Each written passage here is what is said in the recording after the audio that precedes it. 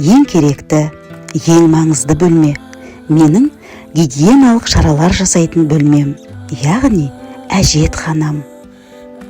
Әрлеу жұмыстары мен дизайнын жасаймын.